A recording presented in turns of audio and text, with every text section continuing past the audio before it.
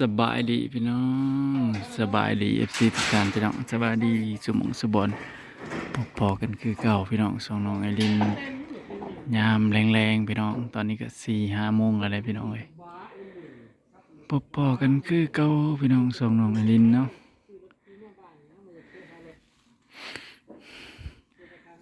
ตอนนี้ก็กำลังเริ่มไล่ใส่ข้าวแล้วพี่น้องเอ้ยศาลาทรงไทยเฮาพี่น้องเอ้ยแล้วบัดนี้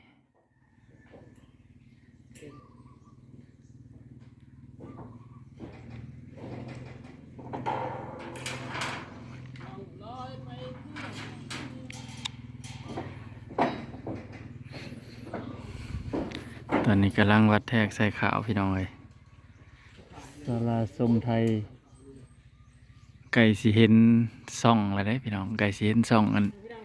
ได้ลังอะไรได้พี่น้องเอ้ยโอ้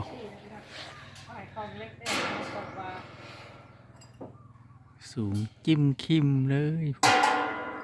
แงนทีลี่พี่น้องเอ้ยโอ้เซฟตี้ก็บ่มี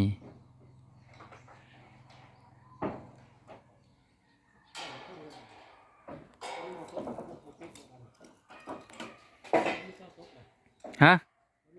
ฝนเศร้าตกเลยจะว่าวันที่8ที่9อ่ะมันกลายกับมันตกอย่างนี้แล้วมันตกอยู่ปากเก็ตตกแห้งคือยังนี่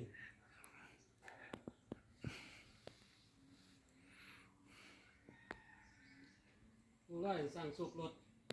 มันเล็กไอ้ให้หลานเงินซื้อรถใส่ขี่ก็อ้าวเงินแปลงรถก็อ้าวนั่นแหละจะบ่จะซื้อให้นั่นแหละ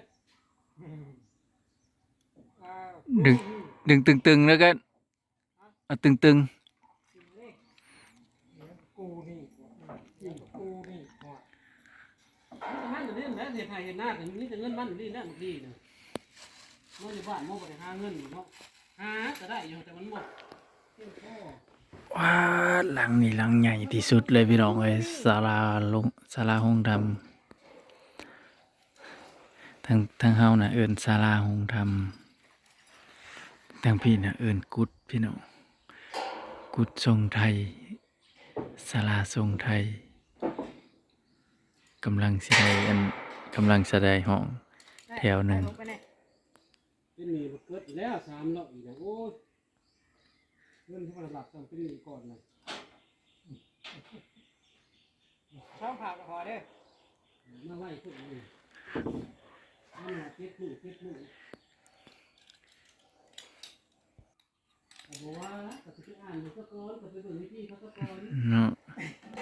ที่เขาจะมาเอาแบบย่างไปย่างคือได้นี่แล้วย่างขึ้นหลังๆก็นับดาบตุ้ยให้ได้ไปนี่นะข้าวแค่ขนาดนี่ยังเดี๋ยวแค่ข้าวชูจะแค่เขาแค่ข้าวชูว่าพ่อจะแค่เขา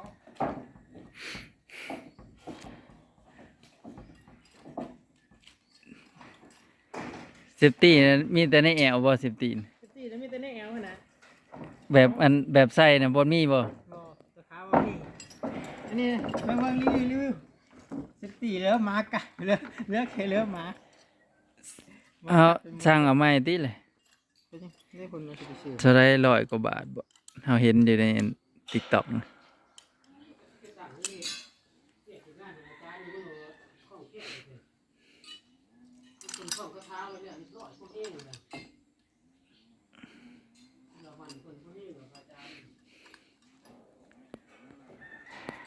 อ๋อติโท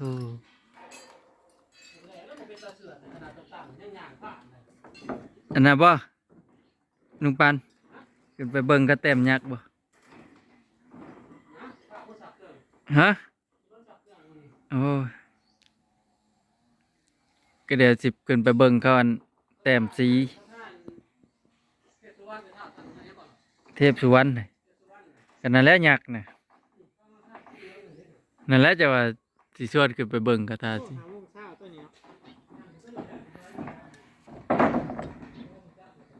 ถ่ายรูปมาเนี่ย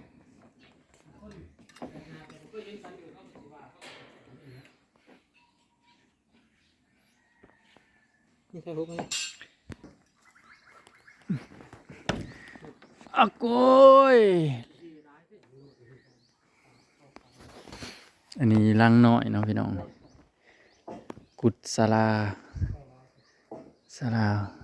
ทรงไทยลังน้อยอันนี้พี่น้อง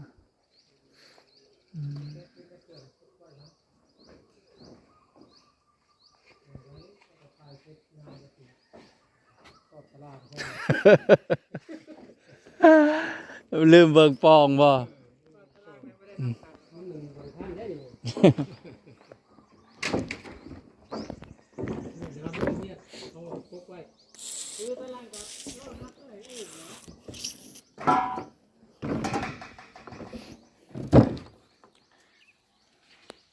ผมก็ใส่สีนัวแล้วพี่น้องเลย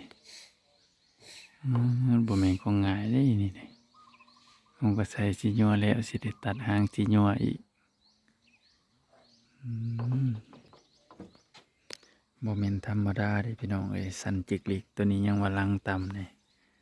บ่ได้สันตัวนี้ธรรมดาลังน้อยตัวนี้ตัวพี่ตี้ปุ๊คิมเลย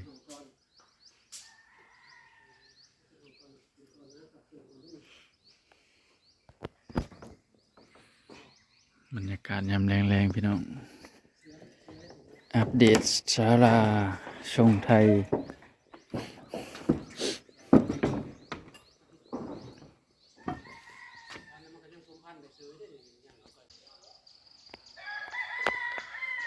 บรรยากาศยามแรงๆพี่น้องเลยเสียงนกกันควกเนี่ยควกน่ะก็มีเลยพี่น้องเลยกลางคืนห้องอยู่เบิดคืนเป็นตาย่านนะพี่น้องกลางคืนห้องว้ากวก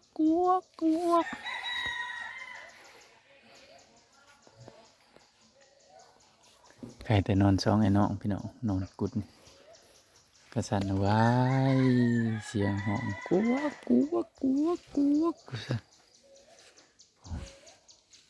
อยู่เทิงภูเลยพี่น้องเลย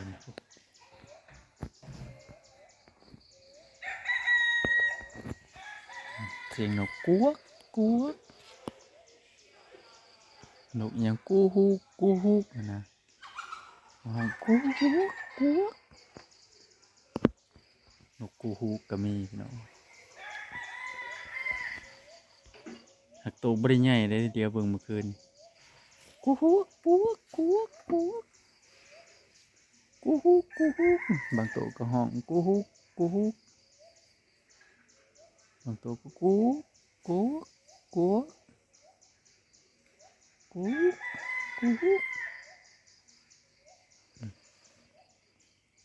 วันนี้เขาก็เลยเลิกงานแต่เว้นเลยพี่น้องเลยเว้นก็บ่ได้เว้นเลยเนาะตั้งแต่5:30บ่ได้พี่น้อง5:30ก็เฮาก็มาพักผ่อนพี่น้องแต่เก่านะ5:30นะมืดได้พี่น้องเลยอันนี้นะเริ่มยังเว้น5:30นี่ยังเว้นอยู่เดี๋ยวนี้นะว่าสิไปเบิ่งอันข้าวแต้มสีท้าวเทพสุวรรณก็บ่ได้ไปพี่น้องเมื่อยย่างขึ้นภูปุ๊เมื่อยย่างขึ้นภูลงมาแต่หน้างานกันมาปั่นกินข้าวแล้วก็ขึ้นมาพักผ่อนพี่น้องหิวข้าวแห้งเลยพี่น้องมื้อนี้ก็หิวข้าวเมื่อวานนี่ก็หิวข้าวจนสั่นมื้อนี้บ่หิวแห้งปานใดมื้อนี้ได้ปั่นข้าวได้ปั่นเอาข้าวขึ้นมาไว้กินกับกล้วยพี่น้องเพราะว่ามันดึกกันกลางคืนแล้วเพิ่นล็อกครัวไว้เนาะเพิ่นเก็บครัวเมียนครัวไว้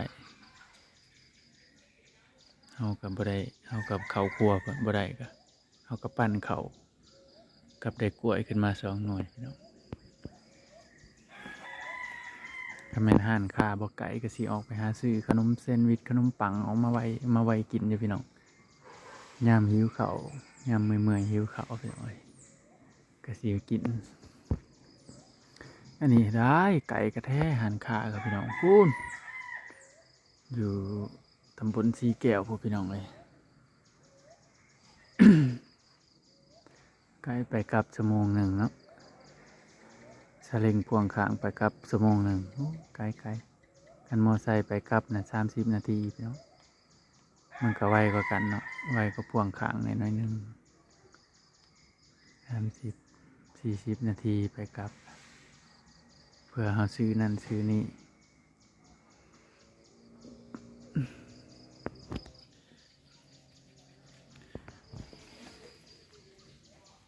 กัวกัวกัวกูฮุกกูฮุกมีพี่น้อง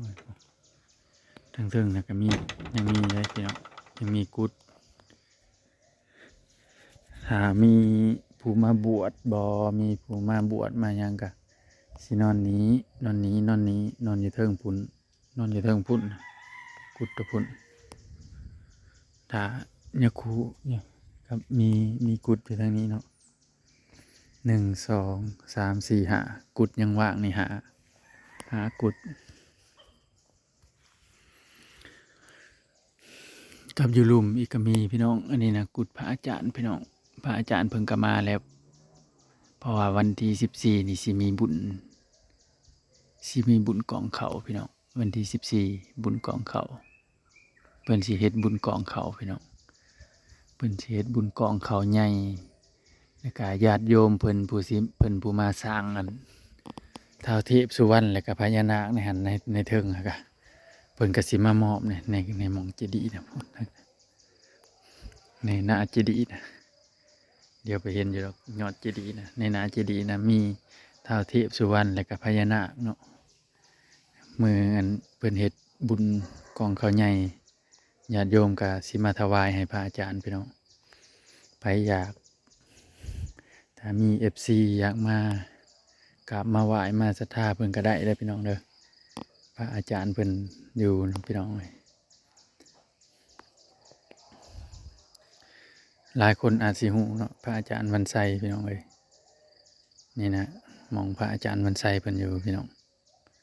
หลายคนอาจสิฮู้สิอันนั้นดอกพี่น้องเสียงนกกูพี่น้องกูห้องบินมาห้องมาจับอยู่แถวโกกใหม่นี่พี่น้องบินนะกลางคืนก็ได้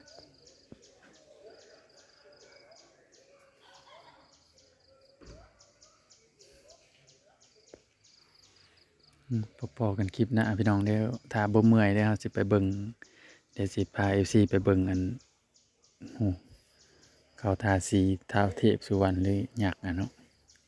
เพราะว่าเพิ่นเร่งให้มันทันอีกมื้ออื่นมื้อฮื้อนี่ก็สิ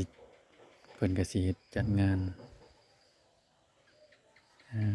พอกันคลิปหน้าพี่น้องบ๊ายบาย